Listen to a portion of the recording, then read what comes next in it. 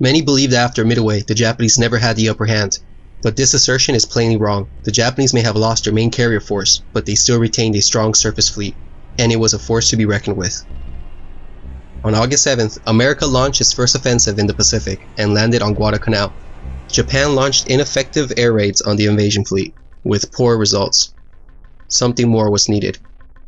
Admiral Mikawa was in charge of the newly formed 8th Fleet. His force was comprised of 5 heavy cruisers, 2 light cruisers, and a single destroyer. As soon as he heard of the Guadalcanal landings, he thought of one thing: attack. The Naval General Staff opposed his plan originally at first, but then reassessed the situation.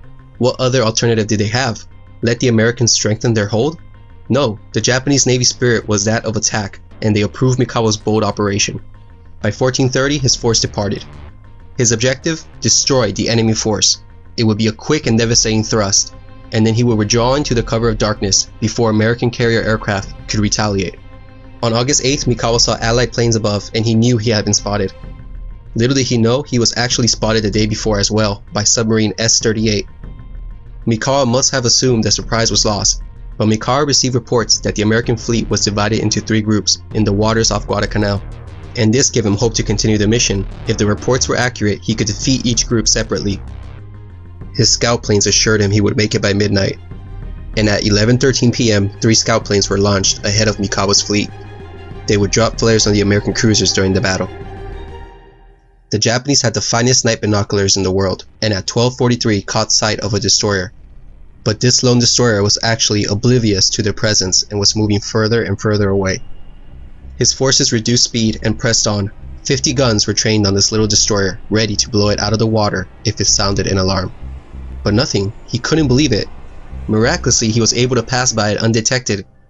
Had he truly achieved surprise? Or maybe it was a trap with the Americans waiting for him. He had no idea what he was about to face. Regardless, he increased speed to 26 knots, and at 1:33 he gave the order: all ships attack. Now, Mikawa couldn't have known it at the time, but he had achieved complete surprise. The Americans were under the command of Rear Admiral Turner. The main force guarding the landings were 4 American cruisers and 2 Australian cruisers. Admiral Crutchley in the USS Australia was in charge of the southern group, and Captain Reefco in the USS Vincennes was in charge of the northern group. So the American fleet would be capable of handling the Japanese, but its fleet was divided into 2, leaving them subject to defeat in detail. Rear Admiral Turner had indeed received all reconnaissance reports of Mikawa's fleet heading towards his area, but the poor chain of communications resulted in him receiving the reports at the end of the day.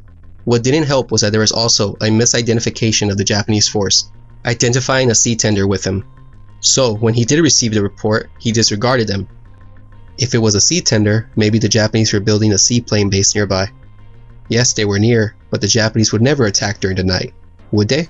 And this is what Turner was guilty of. He was assuming what the Japanese would do and not taking into account their capabilities. In other words, his battle plan was based on what the enemy would do, not could do. Thus, nothing was done to raise the alert status of his ships. Also, the Americans were too dependent on radar, betting that they would be able to spot the enemy from afar if it chose to attack. But they were unfamiliar with the usage of radar at this point of the war, and it would fail them during the battle. This explains their overconfidence in just placing 2 single destroyers on picket duty. To make things worse, a huge gap would form between them when they were at their furthest point apart, and by pure luck, this is where Mikawa was able to squeeze through undetected. It's also important to note that the cruisers had been at general quarters for the past 15 hours, so this night, the exhausted crews would finally be given rest and be placed in Condition 2 readiness, meaning that battle stations would be partially manned. And to top all of this off, Admiral Crutchley was summoned for a conference, and the USS Australia pulled out of formation at 9:23 p.m. The cruisers were now without an admiral. Not only that, but the Northern Force wasn't even aware of the fact that their commander was away. What resulted was a broken and confused chain of command during the battle. As you can see, there were so many flaws in the command structure and dispositions of the American fleet that tragic consequences were sure to follow. Mikawa approached. A wounded destroyer, the Jarvis, was coincidentally passing through, exiting the area due to earlier damage from the air raids. The Unagi separated to deal with the ship. Americans could hear planes hovering above. Many thought they were friendly aircraft, but some correctly deduced that they were enemies. The Patterson spots the Japanese and reports, "Warning, warning, strange ships entering harbor." But it is too late. Torpedoes were already on their way. Battle commenced at 1:43 a.m. A moment later, flares from those mysterious planes were dropped, illuminating the American ships. Then the Japanese battle column begins to rain fire on the Canberra and Chicago. From only 4,500 yards, Chokai opens fire on the Canberra. Then Aoba, Kako, and Furutaka join in. The Canberra never had a chance. She was hit by as many as 24 shells. Her engine room was struck, propulsion and power were lost, and her captain was killed. Fortunately, no torpedoes hit her, and she was left dead in the water. The Chicago veered off and saw torpedoes coming her way. She dodged the first two, but the third torpedo, fired by the Kako, hit her on her starboard bow. She had forward flooding, no power, and was struck on her foremast by a 6-inch shell. Her reaction was slow. Her main guns never got a chance to fire, but her secondary guns scored a hit on the Tendru, causing casualties. She retired to the west and was out of the fight. Inexplicably, she does not report or send a warning to the Northern Force. The Southern Force had been defeated in 7 minutes. For the most part, the destroyers were ignored. Vaguely launched an ineffective attack and broke off to the west. The Patterson bravely engaged 3 cruisers between 1:51 and 1:55 a.m. She hit nothing, but in return got hit in the after gun mount and fell back. Unintentionally, Mikawa's column splits into 2, and the Iron Juggernaut has now become a 2-headed monster, and in between the 2 heads lies the Northern Force. They launched torpedoes and closed in. The Japanese lit up the Northern Fleet, whose guns were still trained forward. They could see men running on their decks. Only a few token men were aware of what was going on, but the majority of American sailors were still confused and believed they were being lit by friendly ships. Near misses fell upon Astoria. She was ordered to engage, but the captain ordered a ceasefire, still thinking they were friendly ships. Chokai's 5th Savo finally hit her.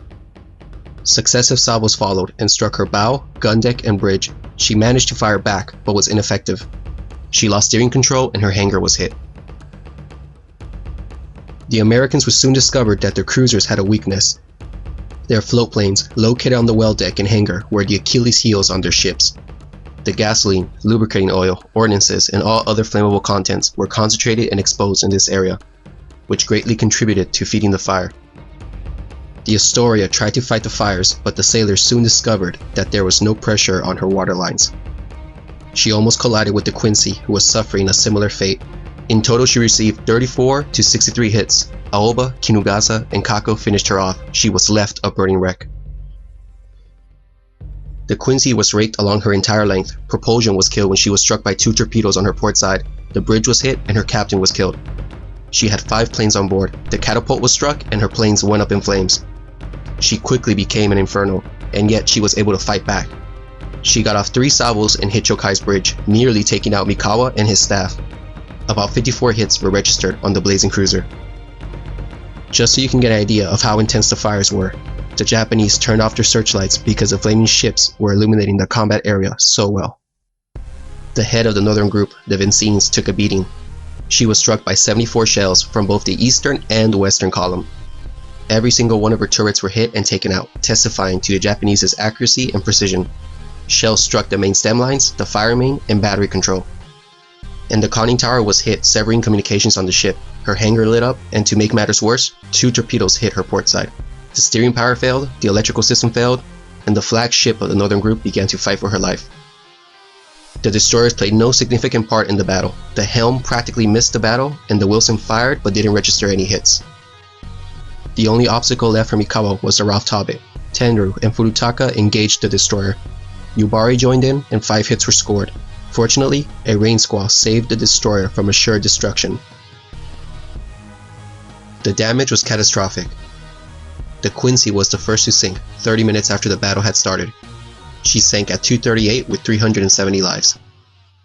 The Vincines sank at 2:58, taking 332 of her crew.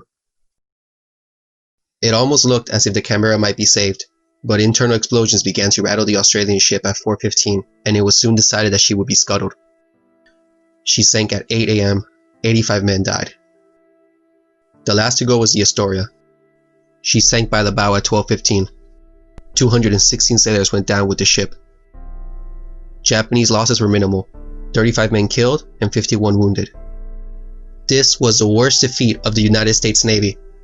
The final tally: 4 cruisers sunk, 1 cruiser damaged, and 2 destroyers damaged. 1,077 men killed, 709 wounded. Let this sink in. Almost as many sailors died this day than Marines during the entire 6-month Guadalcanal campaign. That's how vicious this battle was. It had been a stunning victory. The enemy forces were destroyed, and from it emerged an opportunity to turn this tactical victory into a strategic one. The transports were now exposed and vulnerable. Mikawa still had 40% of his ammunition and 50% of his torpedoes left. But it is worth mentioning that Mikawa's pre-battle plans did not mention attacking transports. Nevertheless, the transports represented tempting targets. Should he go back? Mikawa calculated the risk. The single hit on Chokai by the Quincy was truly a lucky shot. It destroyed the charts and maps Mikawa needed to navigate safely. But the biggest concern was time. Dawn was not far off. It would take 2 hours to reassemble, leaving only 1 hour of night to attack. If he attacked now, he wouldn't be withdrawing back home with the protection of darkness.